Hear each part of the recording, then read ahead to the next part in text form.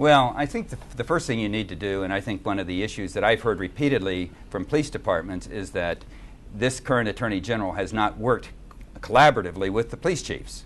Now, I know working collaboratively is also to remind them we're all on the same page as to what the laws are, and we're going to be enforcing the law of the state of Rhode Island.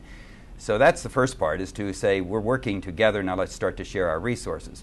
In that particular case, I think the Attorney General's delay in acting in terms of prosecuting and also in terms of saying to the City of Providence, you are going to act more quickly, has undermined confidence in the process. Those are at least two things.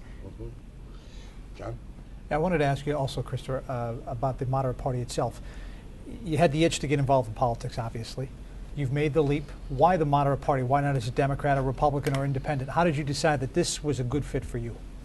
I'm attracted to the focus on economy, education, ethics, and the environment. I think we've got so many problems. If we don't start to focus ourselves, we're going to be like what we're seeing at the national level. You do too much, and you can't get anything done. And we can't afford to be spending our time not focusing on the core issues, which are economy, ethics, the education, and the environment. Chris, have you ever worked as a lobbyist? No. As a paid lobbyist? Not as a paid lobbyist. Okay. I've done some volunteer work for some pro bono organizations. I understand that. That's probably for some charitable group or whatever. But you've never acted. Give me a list of some of your clients that who you've represented. Well, for many years, one of the clients I was proudest to represent for many years was Brown University as an outside counsel, and I've handled many matters for them as outside counsel. What would you say your specialty is? If you had to say you're a specialist, or what do you like to do the most in the law?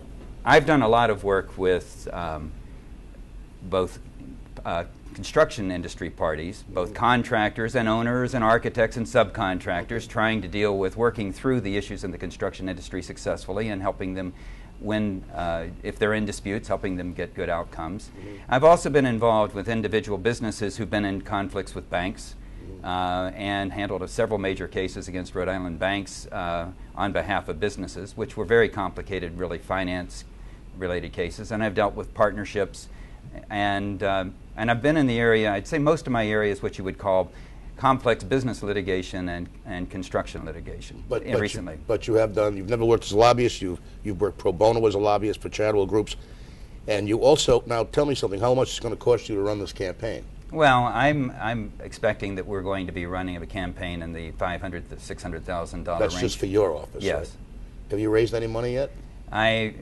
Quite honestly, I just started. The only money I have in my campaign right now is the money that I've advanced to my campaign, and the balance on it right now is about $20,000. I do, however, have a terrific finance committee with a great chair who has got good local Rhode Island ties, and I've had other people step up, and we have a plan that's getting off the ground this week. And who is Chris Little? If I were to ask who Chris, you're not exactly a household name. I mean, tell everybody who you are. You got a family? Well, I'm married to Michelle Little, and Michelle is a elementary school principal in Wakefield. We have 4 children. I've lived in South Kingstown for 20 years. I've been, among other things, where did I go to school? I went to college at Duke University and to law school at Georgetown Law School. And I've been in Rhode Island since 1976. During the time, I've been interested in the law because it gives me the opportunity to be involved in a lot of community activities, and so I was the president of Save the Bay for a period of time. I was the head of Common Cause in Rhode Island for a period of time. I was the head of South County Hospital. I've served on boards for URI, for Hospital Association of Rhode Island. I'm serving on other boards connected with education. I was on the town council in South Kingstown for a couple of years back in the 90s, in the school committee. And see, I'm glad I asked the question because I didn't know that. That's why I'm not trying to cross-examine you, but I mean that's good. You got to toot your own horn because no one else is going to toot it for you. Thank you. That's Chris, a wonderful background. Chris, as you watch the news and read the paper and you see certain things come across and say, you know what, if I become Attorney General, that's something I like to take another look at. Anything off the top of your head, if you got into the seat of Attorney General, you say, you know what, I think there is some more here, there's a little more meat on that bone, I'd like to take another look at that. Anything off the top of your head? Well, I mean, there's certainly issues here. I mean, I told Mayor a few days, I mean, the education partnership. I've been curious, and I went over to the Superior Court files to see what's going on, and I can't figure it out. And I look at it, and that's the sort of thing, I don't know whether there's a criminal violation. We don't know. But it certainly didn't look good.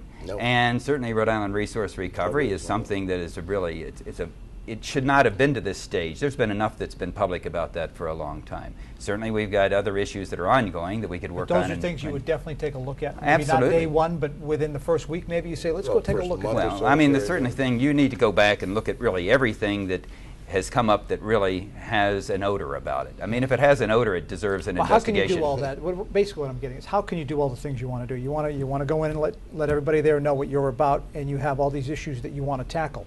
How do you go back, do all that stuff, and go back and look at things that are in the past? How do you open those doors and get all that done? Well, I'll tell you one of the things that I had the pleasure to, when I was in law school, to work briefly in the U.S. Department of Justice in a unit that was involved in setting policy for one of the operating divisions. And I worked with some very bright lawyers who helped. That's what they did, is they said, let's go look at policy issues. Let's go down and direct reinvestigations on issues. And that's what their goal was. I think one of the things that I would do is I would change some of the allocation. I would eliminate some of the public relations people in the Office of the Attorney General. and I would put some high-powered lawyers involved in doing investigating these types of issues. Are you campaign? One last question. Are you campaigning every day? This has been a great week. We had, let's see, this is my second event today. I had 2 yesterday, and I had 1 the day before, so not quite every day, but we're trying. Chris, I hate to cut you off. We're out of time. Thank you Good so luck much. to you. Thank you very Best much. wishes to Good luck to you. Thanks Thank for you. watching. Thank you. We'll see you next time, everybody.